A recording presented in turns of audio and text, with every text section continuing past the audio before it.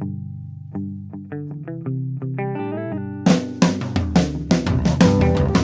only real God is the one that you believe in. Start looking for the God in others. And if you find you're tuning into a wave, well then I don't know much about being saved. Hello, everybody. Hello, friends. Welcome into another episode of Spiritual Philosophy Chatter with the Joneses. I'm Danny Jones. And I am Samantha Jones. And this is episode 204. 204. What is our topic today? This is Happy 420. Yeah. Yay. Amen. The best Happy holiday 420. of the year, if you ask me. Besides my birthday. Yeah, exactly. Cool. Well, before we get into that one, anything you want to talk about from last week? Yeah, last week we did Using the Universe to Your Advantage, and we got a lot of good response from that. I hope that you guys were able to get some tips from that. Nice. But let's just go ahead and move on to our questions, because we got a lot to get to today. All right. We answer 2 questions every week. The first one this week is, I have a question. This is from Amanda. I have a question for you about soul contracts. When you have a soul contract with someone in this life, does it ever end? For example, the contract is up when they are 25 years old. Is there a timeline, or does it stay with you until you or the other person you have the contract with dies? I think it's until it's fulfilled, or you ask to not be in it anymore. Right. I mean, this would literally be our opinions. Yes. Oh, absolutely. I kind of feel like if it starts in heaven or the other side, then when both sides have returned, it's fulfilled. Yes. Whatever, if you did the whole thing or not, Right. your part that you agreed to come into the life in the first place, at least that part's fulfilled.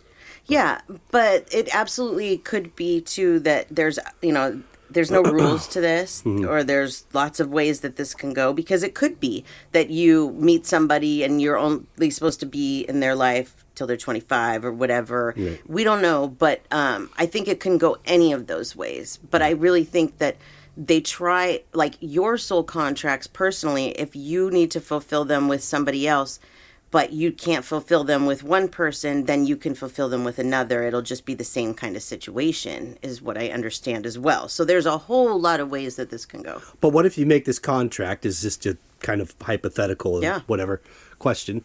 You make this contract with the other person, soul, starting, from the other side, and you come in and one or the other does not fulfill. Yeah. So the contract's not really done. Then Yeah. the agreement just coming into the life part. Right. So it seems like then when both return, then a new contract or a Yeah. new script, if you will, a new play Yeah. is designed Yeah. for sure. this lesson to then be given a second chance, Yeah, absolutely. I think it's all possible. Yeah. I think that there's no rules. It goes however it needs to go. It's whatever the contracts are, whatever you set them to be. So I hope that answers your question, Amanda. Thank you for that. Yeah, thank you, Amanda. The next one is from Jacqueline. She says, are evil people, or should I say evil acts, done by humans there to help our soul grow in wisdom? Is there a purpose for evil in this human life? Well, first, we did an episode... Sorry, Betty Yeah, is wow. just, Sunshine's going to like this one because Betty's on one today, so you're going to hear a lot of meh in the background. Oh, She yeah. doesn't like it when we talk. No. Why are you in here then? She just has to be close. I know. It's so The funny. nearness of you. Yeah, but still, shut up while you're doing your podcast is basically what she's saying. Anyways, so episode 201 is Where Does Evil Come From? And so we talked about that a lot in there. But, we recently went to this Auschwitz exhibit. And it was really something like, obviously I know about the Holocaust and all of that. But there's a lot of details that I didn't realize. And I thought about that a lot while we were there. Right. About if Hitler was put here to do that. And I know that sounds harsh, but the thing is that we're supposed to experience absolutely everything Right. in our lives, in our multiple lives. Right. And that does mean things like that probably, because, Right. as harsh as that is. I also wonder if it's a part of a big soul contract because it taught so many people so many things. Yeah. There's a lot of bad that happened, but there is a lot of good and a lot of learning that came out of it. And so as a whole, I kind of look at that as like, well, does one man really have that much control? Because I know how much control this universe has, and it's amazing. And if they want to stop somebody from doing something, they will. Even somebody like Hitler, I could see if it's not supposed to go that way, it's not going to go that way. No. So I don't really know, honestly, how to answer that question. Sometimes I feel like it's here to serve a purpose. Right. And sometimes I don't know if that's the case. Everything is, every case is different. And ultimately, unfortunately, with that loss, which one incredible fact in that equation, which I wasn't aware of or really didn't remember from learning in school, that, there is 6 million Jews that died from that, which is, when you think about that number, that's like, holy moly. Yeah. That's it's hard to even understand that, wrap your head around that. But there was a large amount of other people Yes. That weren't Jewish that died in this too. So when I saw the total number, Yep. which I'm sure is still kind of maybe, is it really like down to the actual Yeah, I don't every know. single person? Yeah. But if so, the number was astounding. It really was. It was like, that's what it's going to take for us to wake up on this planet and stop yeah. doing this to one another. Yeah. My great-grandparents died at Auschwitz, or another concentration camp that they were taking people to from there. And my grandfather was also in a concentration camp, but thankfully survived. But he has the he tattoo, did have a right? tattoo, yeah. But when you go into something like that and you're personally affected because you know so many people, because my grandma lived in Holland during all of that, and that was Nazi occupied, it really hits home. And it's really hard, I think, for me to look at Hitler as anything but evil, because if that happened today, I would be right there with the rest of them. I might not be Jewish by religion, but I'm Jewish by blood. I'm 25%. Right. So that's a scary thing, to go into something like that and think, wow, if this was just, so many years. I mean, he was stopped. It's Yes, sad that we had eventually. to lose so many lives, but he Yeah. was stopped. And the fact that had to happen to begin with, totally insane and ridiculous. Yeah. Fortunately, we haven't seen something like that since. Yes. And I know it's an extreme example, but I don't think there's any better example than Hitler. No. So when I talk about evil, definitely that's one that comes up. So I really don't know how to answer that question. I think anything's possible in the simulation of life. I think that we all, I don't know if we do it at the level of Hitler, but I think that we all experience a life where we're not a very pleasant soul. I We're not- absolutely or person. believe that. Yep. Excuse me. I absolutely believe that, 100%. Yep. So I hope that answers your question, Jacqueline. And again, Thanks, Jacqueline. if you have any other questions about it, check out episode 201, Where Does Evil Come From? So, yay. And then I do a reading every week. So let's do that. I screenshotted this and I cut it off. But this is for Jackie, and she said, this is my dog, Elliot. And I know Elliot has passed away, and I remember her saying that she's still having a hard time with the loss, and it's been 18 months. So let's talk to Elliot and see what Elliot has to say. All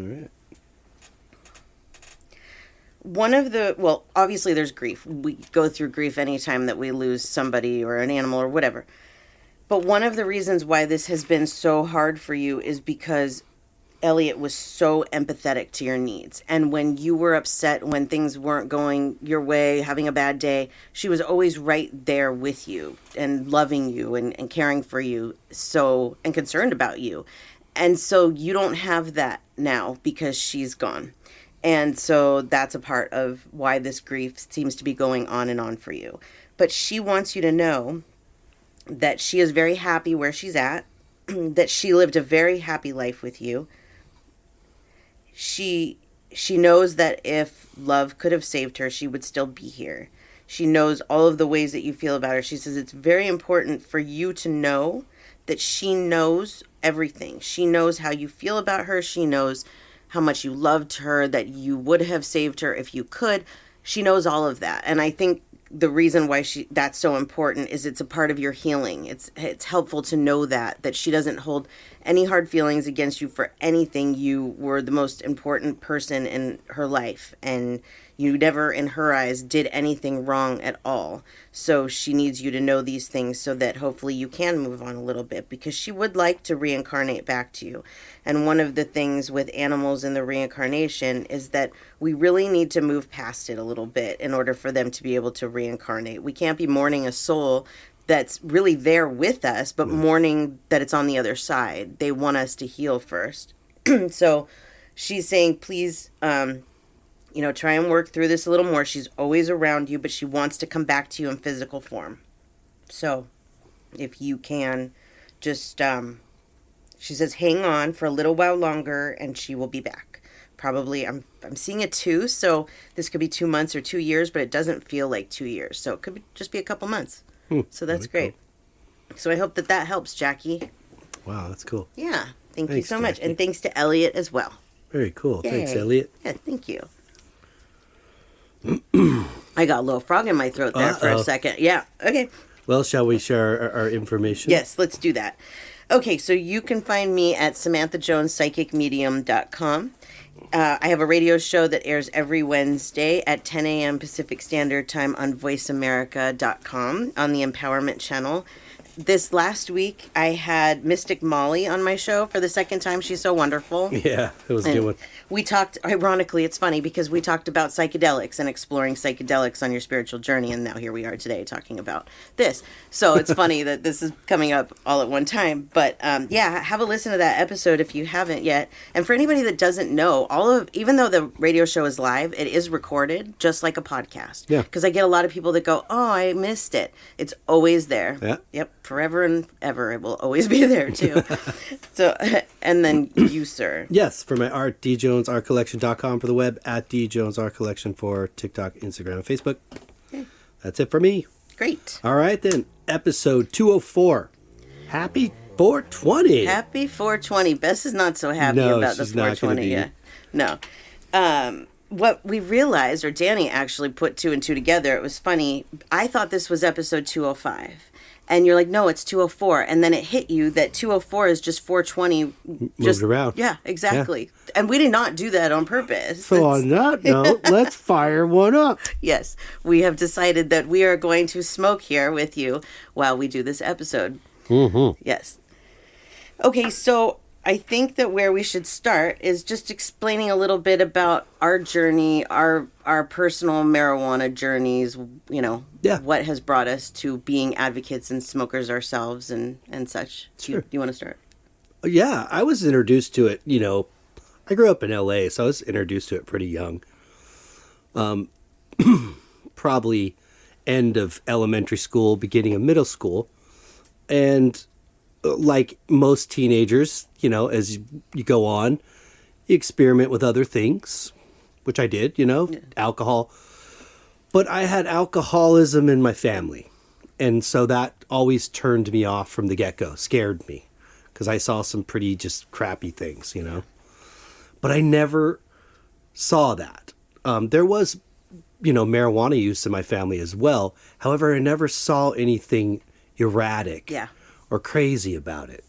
So I decided that somewhere along my journey that this was for me. Yeah. I liked it. I liked the way it made me feel, especially creatively. But also it relaxed me. It's like I had less anxiety in life. So, and then, as a teenager getting in trouble and your parents are worried about you, you can't become the heroin junkie on the bench, it's a gateway. And it's a gateway. While they're doing their own thing. And so to kind of reinforce this, making sure they're doing the right thing, I had to do a 12-step outpatient thing where kids go and talk about drug abuse and what have you. Puff, puff, give. Thank you. Pass the Deutsche, man. And I did that. I did it for about a year. And this was 16. And I mean, I was never arrested or anything. I was just caught with it by my parents, and so they were concerned. I probably would have done something similar, maybe. I don't know. So I did this program for about a year, but I wasn't being honest. I wasn't staying sober. And finally I came clean, and then I eventually did become sober at about 17 and didn't do anything for about 4.5 years. But prior to that, I had experienced other things like psychedelics and some other harder stuff that just was never my forte. But marijuana to me is an amazing, amazing plant. Yes. On so many different levels. We can talk about it, what it does for us recreationally, how it makes us feel. We can talk about what it does for us medically, a lot of pain, relief, fuels, papers, so many things. Yes, absolutely. It's incredible. It's a medicine. It is. And my story's different from yours. I did experiment with it a little bit in high school. Not a lot, but a little. I didn't have the greatest experiences. I didn't really like being high, and I didn't like the way that it made the people around me. And so I did not smoke weed after, I think I was 17 until my mom died. And then I actually was out here, and my cousin had some, and I was writing her obituary, and it was helping me. It was helping me calm down, and it helped me get through that a little bit. But then again, I did not smoke until I moved back out here. And when Danny and I reconnected, because we've known each other a long time, but when we reconnected and started dating, he was a user, and it's pretty regular. I don't even know how to describe how regular it is. It's just, I use it daily. Mm-hmm. So at first, when we started dating, I did not really smoke much. Just occasionally. It was just, socially for fun if I felt like it. And then it was actually a couple of years before the spiritual awakening. And I don't know how much of this you remember, but we were going through a turbulent time in our relationship. Yeah. And we hadn't, you would go and smoke, and I would be inside watching TV or whatever. And so we decided that we were going to, spend more time together or whatever. And I started smoking with you. And it actually really, really helped our relationship. It opened up a lot of conversational pieces. It helped us to get deeper with each other. And what it really, really did for me is it triggered my spiritual awakening. Yeah. I shouldn't say it triggered. I should just say it really helped my spiritual awakening. Mm-hmm. I don't know if I could have done this without it. And there's a few reasons that I say that. It helped me to relax enough that I was able to put myself out there in front of people and do readings for them.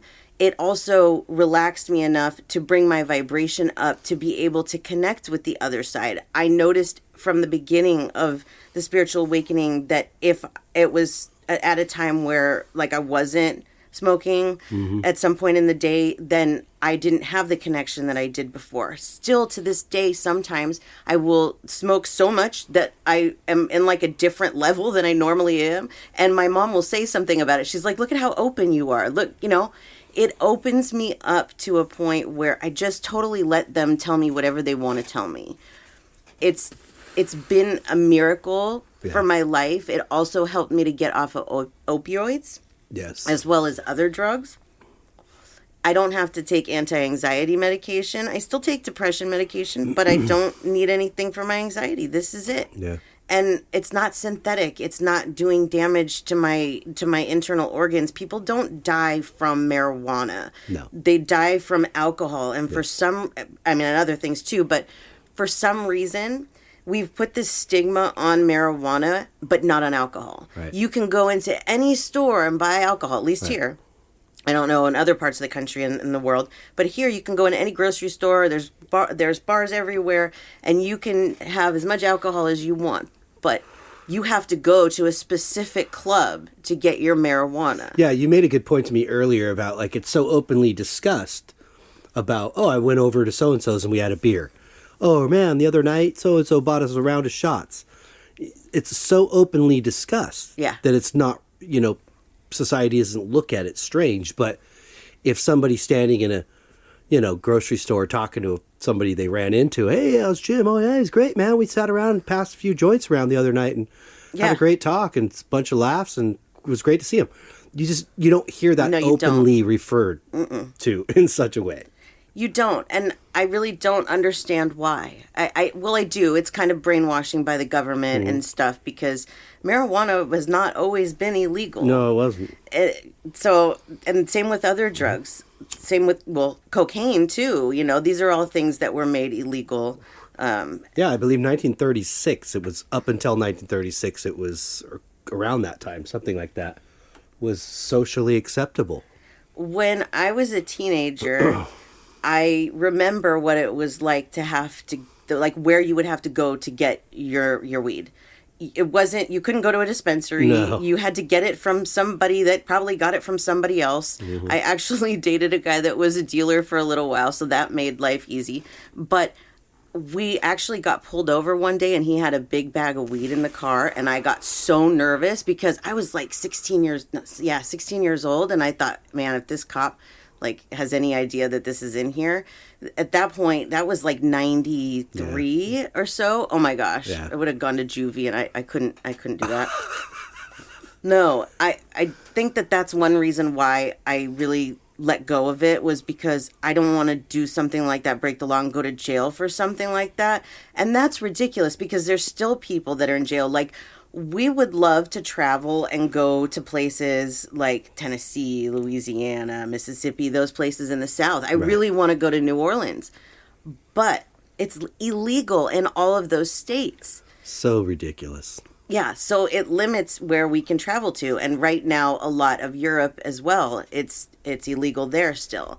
And it's like, at this point, because we use it so regularly, can't just not. It's a medicine. It really is. Right. And there's a lot of different forms too, but traveling across the ocean with it is not, I don't think that would be smart, trying to get it on a plane. So, it would be nice if the rest of the world woke up to the fact that this is, I don't know. It's not alcohol. It's not even close. No, alcohol is so much worse. I can't think of any lives that I know that have been directly ruined because of marijuana. I mean, I'm sure that there are, but I know a lot of people that have been affected by alcohol. A lot. Me too. Yeah. Me too. Way too much. The stance on it started so early in our culture, in our history. And you think about prohibition and alcohol and the timeline where marijuana was legal up to where alcohol was no longer illegal and prohibition is lifted. Right. It's almost like they did this switch. Yeah. An intentional switch of you can have one or the other. Yeah. And so all of a sudden marijuana becomes, illegal. I think J. Edgar Hoover had a lot to do with putting this whole kind of war on drugs and really pushing the propaganda for putting fear into people with movies like Reefer Madness and all these crazy, we went to an exhibit about it at the Reagan Library a long time ago, whenever. And it was neat. And I forgot about a lot of these movies and just trying to make it out if you take one hit of this, you will jump off the Empire State Building. And, it's oh my Lord. Yeah. It's nothing like that. No. But that stuck in America's mind for quite some time, close to 20 years. Yeah. I think of this paranoia until I think the late 60s, where it was this awakening sort of. Yeah. Of wait a minute. Yeah. This isn't such a bad thing. And but the alcohol is just killing you. Yep. We have more deaths probably up there with heart disease and alcoholism. Absolutely. Yep. Yeah. There's a lot of myths that come along with weed, really. And I think that that's a part of why society shuns it or whatever. Right. It doesn't make a lot of sense. But, one of the things that you hear is that we'll just call ourselves stoners. It's okay. Sure. Yeah. That Proudly. that stoners are lazy No. and unmotivated and sit around and eat all day. No. But let me tell you guys something. Every single episode of this podcast, we both were stoned. Mm-hmm. Every single person that has ever had a reading from me, I've been stoned. Sure. So you can see that I get the work done. I get a lot of work done. There's a lot of things that I do. It doesn't stop me from being productive. No. It actually helps me to do my job better and to do this show better. Yes. Yeah. It's a gift. Yes. I honestly believe it's a gift.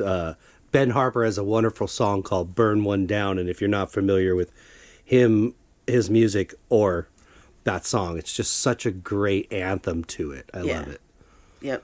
But yeah, I think that we kind of sort of crept out of that mindset in the late 60s, and then all of a sudden, the Reagans kind of brought that back up to the forefront of, let's fight. Hey, I do not believe that marijuana needs to be classified as a class 1 drug. No, with heroin and all of that, meth. No. How could that even be possible? I don't even believe mushrooms are in that. I think they are still. Yes, they are. One or two? They're in one. Okay. Yeah. But I was like, are you serious? Yeah. It really And the thing is that if it were reduced to a class 2 or down 1, then the federal government would then test it. Yeah. Start testing it to find out all the things that we don't know about it. Yeah. This happened for one very short blink of an eye, that they legalized it medicinally to veterans through the VA hospital. And then all of a sudden they realized, yeah, that means we have to pay and supply every veteran with their own marijuana. Yeah. And this is never going to work because they were giving it to him for PTSD. Yeah. It's very helpful. So they immediately switched that law back. Yeah. Because if they would have kept that law there, they had to drop it to a class 2 to prescribe it to veterans. Mm-hmm. But it would have meant they had to test it. And we would have the real answers. Yep. And now here we are in the 2000s. And it's like the next gold rush. Yeah. Literally. It's amazing. In the West Coast, it's like, the west side of the country. Yeah. It's literally... Yeah. I remember when the first shop started opening and I was thinking to myself, pinch me. Yes. Right? Because I'm dreaming here. Not only did I have sort of this kind of, if you want to call it a rough road with it in my life. Yeah. Not because it made me do stupid things. I was never arrested. I didn't rape and pillage and, set villages on fire and do stuff like that. But then came my divorce in the early 2000s, and the opposing side was making it a humongous deal. Oh, it was horrible. More so in my custody battle for our kid. And I was like, and this was it was already medicinally legal, which I had a doctor's prescription and had one ordered prior to this. But it was on the verge of becoming recreational, but it hadn't quite yet. And so, but the court was kind of just like, nah, we don't really want to hear about it. Yeah, waste of their time. If one side says, oh, they're like this, then they'll make the side go to this class. And if that side says, oh, they're like this, then they make that side go to this class. So we both had to go to parenting classes, and one side goes to anger classes, and one side goes to drug classes. It's just, it's a big money-making propaganda scheme, for it. And here we are, and it's recreationally and medicinally legal. Yeah. And, and we have our daughter. Yeah. And she's safe and fine, and there's never, ever been an issue or a threat. No. But interject alcohol into a situation. Yes. Then, something can just go awry. Yeah. Oh, and I've seen it happen so many times in my growing up and other people's lives. It just is, I would say, if there's any kind of thing that would be like the devil on this planet, I think it would be alcohol. You hit the nail on the head there. how much different would things be? And we're going to do an episode, an alcoholism episode. How much different would things be if we did not have alcohol? I mean, I'm sure people would go to something, but maybe they would go to marijuana and then they would be happier. No, I'm not and knocking it. healthier. I'd like to have a drink sometimes, but I'm not into it. Yeah. No, I'm all of a sudden allergic to it. It was like the universe was like, no, you don't need this. But, I think for me, and I can see it in a lot of people, and I don't know how honest people would be, but I guess you'd have to experience both pot and alcohol. But it just, for me, you can become a completely different person on alcohol. Yes. Where marijuana never puts you in that realm. No. Never. It might sometimes make you a little stupid, Right. Sometimes it's like Sleepy, but forgetful. Yeah. There are downsides. I'm not saying that there aren't any. There are, but it's never made me angry. It's never made me erratic or done any of the things that alcohol did. My mom she loved to drink, she loved to smoke weed, and she loved to do cocaine in my early years. And the only one of those that didn't bother me was when she would smoke weed, because she was just funny. She was just, chill, happier to be around. And as I got older, she started making herself brownies, and like she would eat her brownies and call me, and she would just laugh and laugh. And it was so much fun.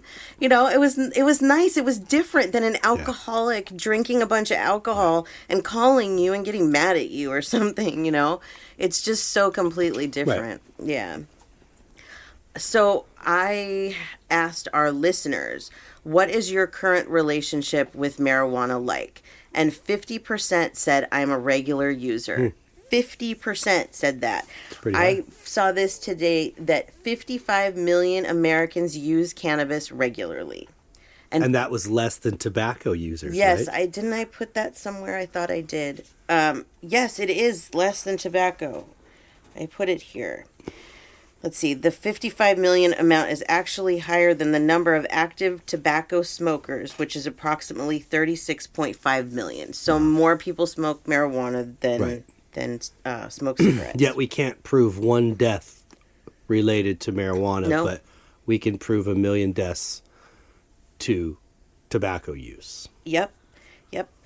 So in this poll, the listeners had filled in some questions and stuff, so I wanted to read you what they said, okay? Mm-hmm. So, because I think that we can help some people too, because I feel like we're pretty knowledgeable about this stuff, and so maybe we can help guide and, A little bit. Yeah. I'm not a guru, but... No. But the first one is from Sylvia, and she said, I had it once in a cookie form, and it made me super paranoid for a week. That was it for me. But hemp, on the other hand, has done wonders for me and my pets, and sleep and joint pain. Yes, CBD hemp oil is fabulous for all of that. And some people don't do well with THC. No. And I'll tell you that I've had some pretty bad edible experiences, to the point where I didn't do edibles for a long time and said I never ever would again. Right. But now they come out with so many different things. They have all these gummies and stuff. And in California, I don't know about other states, but it has to be a certain milligram. So the package can only be a total of 100 milligrams. Yeah. Where before, like I had some previously before that, I don't know how many milligrams I had, and it was not good. Well, I was going to ask, like, it's not good. Who was this? Sylvia. Sylvia. My question would be, was this like somebody gave this to you, they made it themselves kind of situation, or was it like Samantha saying in a situation where it had to be tested and shown? Because my first wedding, ironically, I had a friend that was a really good grower that lived right around the corner from me. And I would go over there now and then, but he was, and see his stuff. But he's like, I'm coming over. And he hooked me up with a guy that made homemade beer. He was like mentioned in some magazine, and it was really good homemade beer. But he brought a plate of brownies. And it started getting passed around to people that didn't know that it actually had pot in it, which wasn't cool. No. And I don't know how that happened, but I was at my own wedding, and in some ways I was not at my own wedding, if you understand what I mean. Yeah. So I wasn't aware of this, but I was getting phone calls, like the next late at night or and then the next day, like, what was in that? And I was like, I don't know, because I was already hammered. I couldn't really tell. Yeah. Yeah. But yeah, if someone hands you something that they've made, yeah. especially if it's cooked like into the butter or the batter or whatever, Yeah. then it can be a lot more strong. Absolutely. Yes. I think just like with anything, if you start small, like a lot of these come in 5 milligram, like the gummy is 5 milligrams, maybe just eat a half of one and see how you do. Because I totally get it. The edibles, because it takes a while. They creep up. Yeah, they creep up on you. And I even had a couple months ago a reaction to one of the edibles and started feeling like paranoid and dizzy, and it went away pretty quickly, but it was weird. I hadn't had that happen in a long time. But they also say that if the THC content in like the flower and stuff is really high, like 40%, that it can do that as well. Yeah. So there could have been a combination, but starting small, whether it's with flower or anything, just start small. Yes. Yeah. Yes. But it's worth trying because it really is helpful, especially if you have issues sleeping. It really is helpful. Yes, and there really are, there are different categories of marijuana and then different strains within those categories. So yeah, there's a lot to choose from and a lot that is beneficial from each of them. Yeah. Especially CBD ones that do carry CBD. If you're a newbie, I wouldn't just walk into a dispensary and go, I'll take one of those. No. I would ask somebody for help, tell them that you're a new user and you're just looking for something mild, and they'll be able to point you in the right direction, because you just never know what you'll go in there and pick for yourself. And they'll be knowledgeable too to help you. Like Danny was saying, there's different types. There's sativa, indica, and hybrid. And so the indica is going to make you more sleepy. It's more, and then the sativa is more uppity. So you can tell them, I want this for sleep, or I want it to be more creative. I want to be more creative. And they will point you in the right direction. Yes. Of what to buy. And ancient cultures that did this, because this has been around for. I was reading an article about the origin, and I believe the origin is China, I think. Yeah. Where the first plant came from, and then just made its way west. Yeah. But it's it's a ceremonial thing in these ancient histories. It's meant to be shared. Mm-hmm. So. Just like I wouldn't recommend somebody to take mushrooms on their own and by themselves, I wouldn't recommend to do this for the first time by yourself. Maybe with someone that might do that or would just be willing to sit with you, talk to you, laugh with you, because that's part of the experience. It's like... It is, getting to laugh and feeling that relaxation and... best it to be somebody you're comfortable with. For sure, obviously, you don't want to be weird, but so that you can express to them how you're feeling, what's going on with you, how does it make you feel? Yes, yeah, absolutely. Crystal said, "I wish," meaning she wishes that she could do it. She said, "I quit while I was having babies years ago, and when I tried to start back, all it had done was give me extreme anxiety. I hope one day I can again because of some chronic pain flares I deal with." So I was going to say with this is that, first of all, there's CBD. Yeah, you can do straight CBD, which has no THC. Yep. Which means no psychoactive effects on you. Or Sylvia was saying just hemp oil. Hemp oil, which most of that has CBD. But if you were doing straight CBD, you're going to have no psychoactive effect, and it's all straight pain relief. Yep, absolutely. That is the active ingredient in marijuana that is the pain relief is CBD. Yep. They even have some strains of flower that have CBD and THC. We got one recently called Jellyfish. Yep. And I think it was just straight CBD, that one. Yes. But there's also ACDC, which is really high CBD. Yeah. Very, very good strains, those two. But also with it giving you the anxiety. A lot of this is very common. Isn't a headband high? Headband is for it's for headaches. Yeah. That was recommended to me for my CBD. Headaches. Mm-hmm. Yeah. But that one's I never see that one anywhere. Yeah, you don't. Yeah. But the anxiety, there are like strains that might cause that. So again, starting small and maybe staying away from the sativas and stuff, because that will make you more amped, go more towards an indica. and that will be more like, chill. For explaining to anybody that's listening that may not understand this, so you have a sativa variety of marijuana, then you have a hybrid variety and an indica variety. And within those varieties, I mean, that there could be millions of strains. Yeah, It's thousands, crazy. Yeah. hundreds, millions. I don't know what it is. Gazillion But billions. sativa is more of a mind high. Yeah. It will typically make you a real straight sativa, not a hybrid. And hybrid meaning it's a cross between it's a cross. the two, and one can be typically dominant to the sativa side or the indica side. It just depends on that particular strain. But a sativa will make you more awake, a mind thinker. Yeah. And then an indica is going to make you much more of a body high, which means restful, maybe sometimes sleepy. Yeah. Even, I mean, I get the munchies on both, but I don't even need marijuana to get the munchies. Yeah, for real. But, you know, it can do a lot of things in that area too, which is a good point. Like for cancer patients and things, Yes. it's helped to, you know, boost appetite and help Yes. with nausea from chemo and radiation therapy. Yes. So, and a great pain relief support for that too. Yes. Yep. And that kind of goes with what Nancy said. She said, never did drugs growing up or as an adult. I started learning more about marijuana and the many benefits when my dog got sick and I was treating him with RSO, which is the oil. What's that guy's name? Rick somebody, right? Oh, he makes yeah, the special oil for yes, cancer patients. Rick Sutter or something Can't like remember. Yeah, but she Yeah, he said, cured himself twice of cancer with his own oil. I think that would be my first route. If I found out I had cancer, I think that would be the very first place I would go. I think so. Yeah.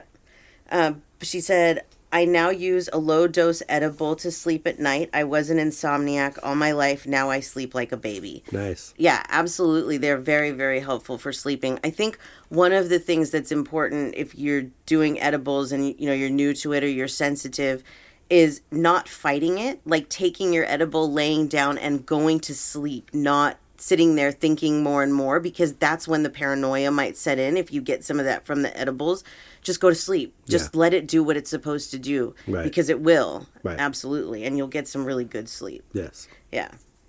Let's see. Bob said, I used it from when I was 17 until my late 30s when I developed atrial fibrillation. That heart, I think it like skips a beat, or there's something weird about it. My grandma had it. Yeah. She had to be on Coumadin, like blood thinner for it. Yes. It sent me to the ER a few times, so I no longer use it. If it weren't for that, I would most likely continue to smoke it. I also stopped drinking alcohol about 30 years ago. I'm now 74, and I use CBD to help me relax. Nice. I smoked a lot of pot and used LSD and mushrooms while I was in the Navy during Vietnam War. It was the worst 4 years of my life, and if it weren't for that, I would have come out of that time an alcoholic. Good for you. Yeah. I mean, not that you had to go to Vietnam, but that, you know, you could say that those things helped you. Yeah. And here you are today to show that you survived that. Yep. Absolutely. That's incredible. Yeah. Yeah. Sorry that you can't. That sucks when you find something that helps you. Your dad that was his deal too. Is that he has a pacemaker, and so he can't anymore either. So it's tough, especially when it's something that helps you. Cindy said, I was once highly addicted to opioids. I tried everything to get off of them. They were becoming increasingly difficult to get thanks to new stricter laws. I used marijuana to get through the withdrawals and happy to say that I am now 2 years clean from opioids. Nice. Same thing. Good for you. Same thing. And, you know, that was something that the universe really did for me was it replaced that so that I could get off of the opioids. And I also, I have really bad sinus and allergy problems. So I used to take Sudafed, and not the Sudafed that you just get on the counter, the stuff that you get from the pharmacist that they make meth out of. Yeah. And my heart rate was always like 100 beats per minute. I was always kind of agitated. Smoking helped me to relax, to be able to get off of that, to not worry so much about the withdrawals that I was going to have from it. And now I have a normal heartbeat. Yeah. It's like 68, I think is the resting heartbeat, something like that. Whatever it is, it's normal. It's not out of control anymore. I mean, there are definitely some strains, like especially on the sativa side.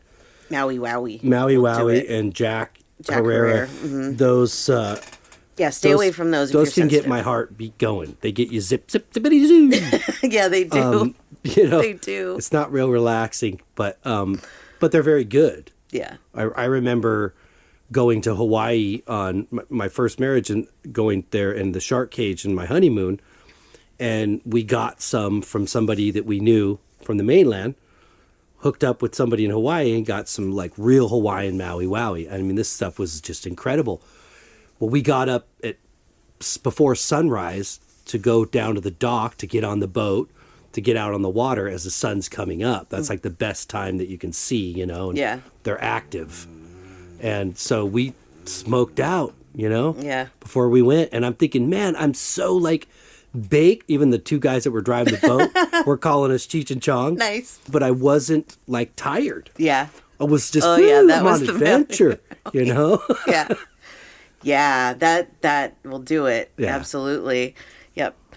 So let's see, what else can we talk about? So there's different, like we had talked about different types. There's also, like, we got the flour, we talked about that, and we talked about the edibles. There's also oils and vapes, which, if you are worried about the actual smoke part of it, the vapes are, they say they're not super great, but they don't have the smoke part of things. But we also have something called, what is it, a vaporizer? Yes. Is that what the Volcano is? Yeah. And this is really cool, especially like if you have lung issues and smoking isn't really healthy for you. Yeah, it's a vaporizer. Yeah, it's fabulous. it is. We call it Space Bag. Yeah, we do. It's great. These were designed initially for cancer patients, to be able to use it without, smoke. Yeah. And they became so well known, they started selling them commercially. And they have like little handheld ones too, that you can do it with. It's incredible. Yeah. Which I got to share that up in San Francisco on our trip. My cousin's husband had one. You should tell them about Michael's company, because if anybody lives up there. Oh yeah, Sweet Success, which is a cannabis company up in the Bay Area, San Francisco. That's my cousin. You can find him on Instagram. I know you can find him on Instagram. And they have stores. He has stuff in stores in that area. I know for sure. I couldn't tell you exactly where, but if you hit him up on Instagram, he could tell you. Yeah, and it was good. When you were there and you came home, he sent some home, and it was really Heck good. yeah. Yeah. He sent a beautiful package. Yes, he did. Thank you, by the way. Thank you if you're listening. Yeah, it was fabulous. We're still working on it. Yeah, we are. So. It's awesome. So oils and vapes. Then there's tinctures, which is like drops. And Yes. we used to use those a lot more. We don't use them now. But the CBD, I really like CBD tincture because you put it onto your tongue and it just immediately absorbs and it really helps quickly. Yes. Yep. And that's what I give the dogs too. I saw you put it on Sequoia's toe years ago. Oh, yeah. That was like had the cancerous toe. Yes. And there was just this continuous drops on it daily. That thing cleared up, man. I was so blown away. At that point, I wasn't really sold on the whole CBD part of the I wasn't the either, deal. to be honest. Yeah. Yeah, I just thought, man, THC, that's all I care about. Makes me feel good, relaxes me. But then when that started happening, and now you do it with Zuma's, gets like little skin tag things. Yeah, I did it with hers. Her too. With Betty too. When she came to us, she had these gnarly things like abscesses on her ankles that would pop open. Yeah, they were really weird. And you were applying it to those, and everything's gone. Yeah, Sequoia also had a wart virus that she picked up at doggy daycare, and for years and years had a wart on her eye. Yes. But I didn't want to do it surgically. I put one drop once. That's it. One drop once. That thing dried off and it fell off within a week. I was like dumbfounded. So it's amazing. Our dogs, whenever we leave the house, I get them a little cookie and I put some drops on it. Right. And it just calms them. And before we go, like I should have given you some before the show, huh, Betty? It just calms them. And, Azuma loves the taste of it. He licks it off the bone. I was also reminded of, and we watched this program, I'm pretty sure we did, about like the use of the CBD or even THC and hemp in general for like the treatment of serious diseases in children. Yes. And how some of these parents were living in areas where it was highly illegal. Yes. And they were risking everything What's the name of that to show? drive like over state lines to get the medicine Yeah. that's proven, to pretty much stop. I think it was, I'm looking it up because it was I don't on know if it Vice. was Tourette's Oh, that, yeah. or something else, but was a serious, challenge for the child. Yeah. And getting this hemp and this CBD was typically an oil form. Oh yeah, that's what that Yes. gentleman from India, I forget his name, was a really cool show. But anyways, just that reminded me of that too. Of like, this is why it needs to be dropped to a class 2. It needs to be studied. It does. It needs to be proven. Yep. And I'm so happy that we're at where we're at now. Me too. Samantha and I, years ago, went to San Francisco, and we had the honor of being able to stay in Dennis Peron's home. Yes. And now Dennis Peron is the man that essentially started 420. Yeah. It was a measure on a ballot. That's where it gets its number from. It was 420 was the number of the ballot measure, wasn't it? No, it's not. I actually looked this up today, and that's not what it was. Well, I thought it was the number ballot. That's what I thought too, but it's not. It had nothing Okay, to do well, with that. But regardless- he was big in. He yes. was the one that started the movement for it as a medicinal use. And I think somebody he knew was ill. It was his spouse. Yes. His, yeah. his He was terminally ill, and it was helping him. Yeah. So he fought against, legislation on this, and finally it happened. Yeah. But his house was incredible.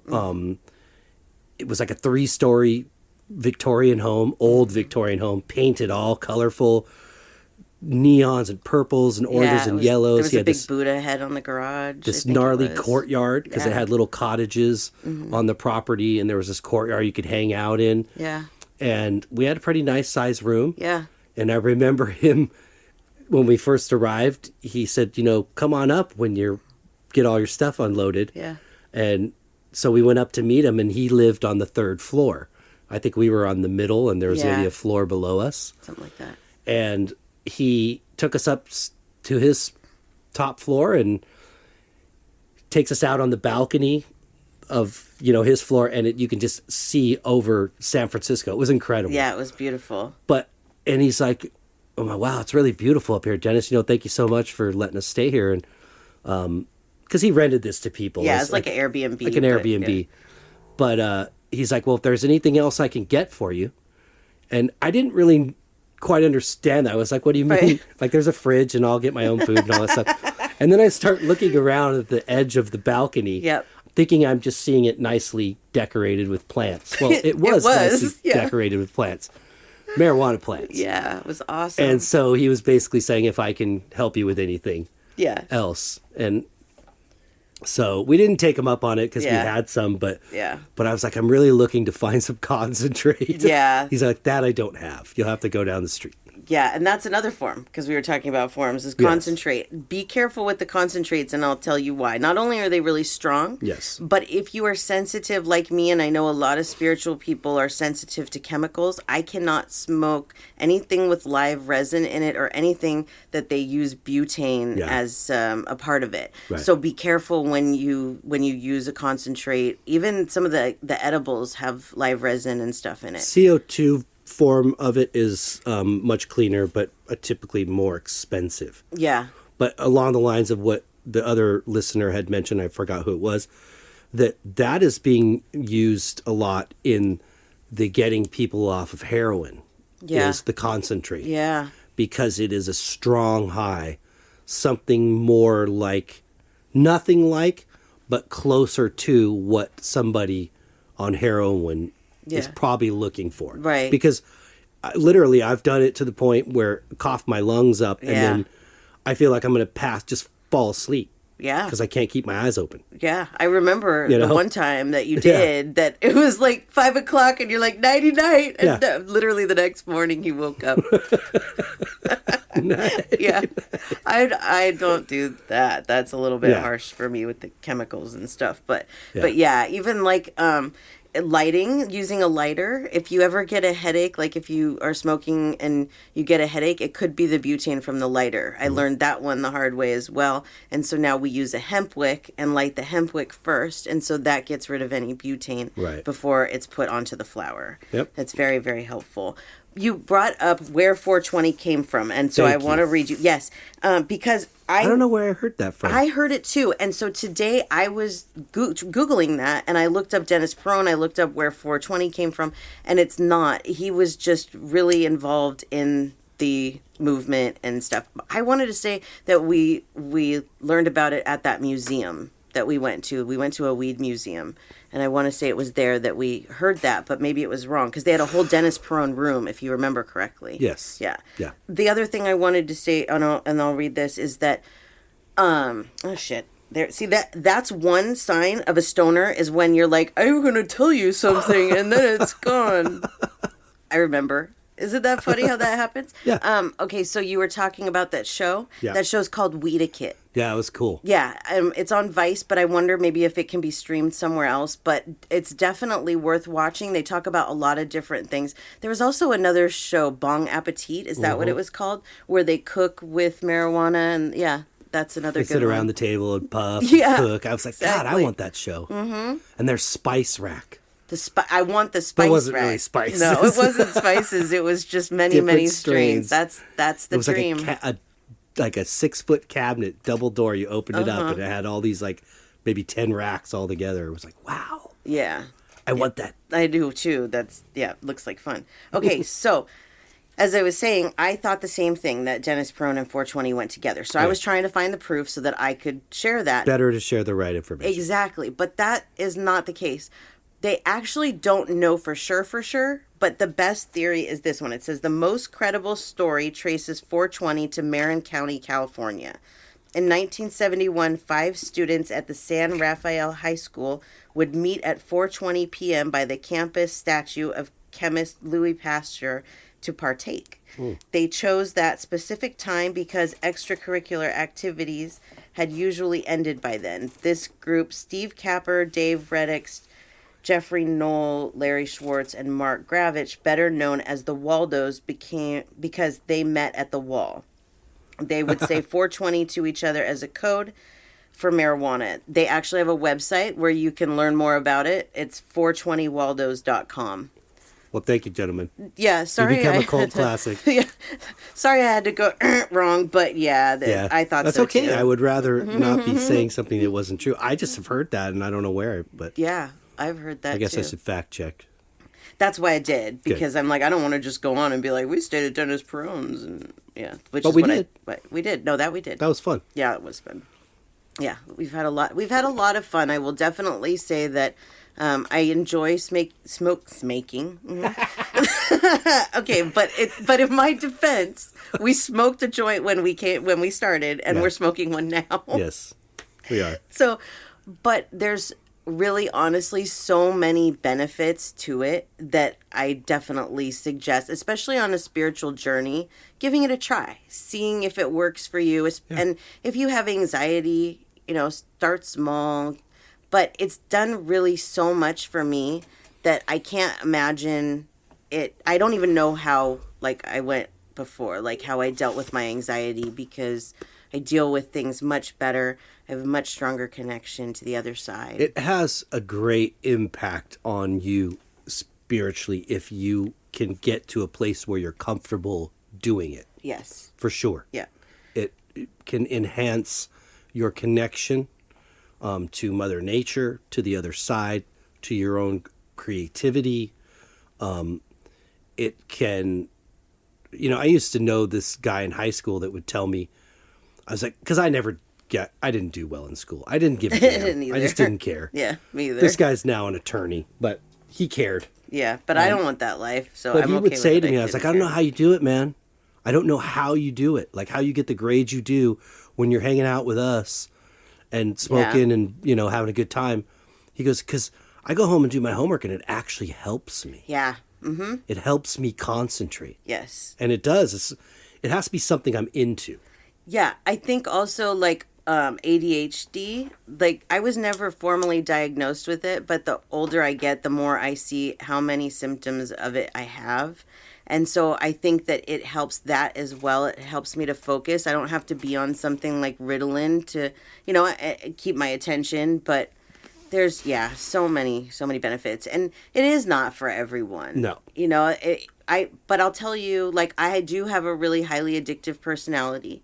And I would say that I'm probably addicted to marijuana, but I'm okay with that. Yeah. Because I would rather be addicted to marijuana than opioids or any of the other medication that I took before. Yeah. Because this is natural. It comes from the earth and it helps in a natural way. Yeah. And I honestly think socially there's no difference between coming home and having a glass of wine. No. Or a beer or something, or smoking a joint. Yep. Or having a bong hit. Yep. There's no difference. We're all accountable for our own actions. Mm-hmm. And if you can't handle it, don't do it. That's right. Is the bottom line. In our recent announcement about moving to Las Vegas, on the other hand, I am so excited about this. Is that too. There is is it the world's or the nation's largest? Oh, I think it's just the nation's, but it could be the world's largest dispensary. Yep. And they are developing the city, which finally, I guess, signed off on it. They're going to start an area that's called Little Amsterdam, which will feature cafes. Yes. That would be what you would consider a bar that served beer, but this isn't the case. You can order different strains of marijuana and sit there. Yes. Like a civilized adult and enjoy your cannabis. Yes. And conversation and laughter. Yes. And without then being shunned. When you're good, go home. Exactly. Without causing a scene. Like bars. Yes. Absolutely. I'm very excited about that. Very excited. I can't wait for that. Yeah, absolutely. So cool. So yay, 420. Woo woo. That was funny. 420. Yay. Very cool. Hoped we kept you entertained for an hour. Yeah. Yeah. That was entertaining. I had fun. Me too. And look at my eyes. Yeah. Look at my eyes. I'm not going to get anything else done tonight, though. I can tell because they're, That's all right. Yeah. Well, before we say goodbye to everybody, want to share your info one last time? Yes, you can find me at SamanthaJonesPsychicMedium.com. Don't forget about my radio show. This week coming up is Toxic Relationships. Wow. It's a good one. I know because I already pre-recorded it because we're going to be in Vegas next week. Yeah. So it's not a live show this week. It's pre-recorded, but still. No calls. Sorry, guys. Yeah, no calls. Even though there's a lot of listeners, like I see the numbers every week. There's a lot of live listeners and nobody calls in. It's like crickets. Don't be scared. They're all scared. Don't be scared. Don't be scared. I'm a nice guy. Okay. Anyways, that's me. And, all right. Yeah. And you, sir. One more time for the art. DJonesArtCollection.com for the web, at DJonesArtCollection for Instagram, TikTok, and Facebook. Yay. That's it for me. Okay. Well, we hope everybody got something out of this. If anything, a laugh at us because we were just having fun. I'm really, really baked right now, too. So enjoy that because you probably will never hear me this high again. Oh. Fabulous. Well, we hope everybody has a great week. That we do. And until next week. Peace and love.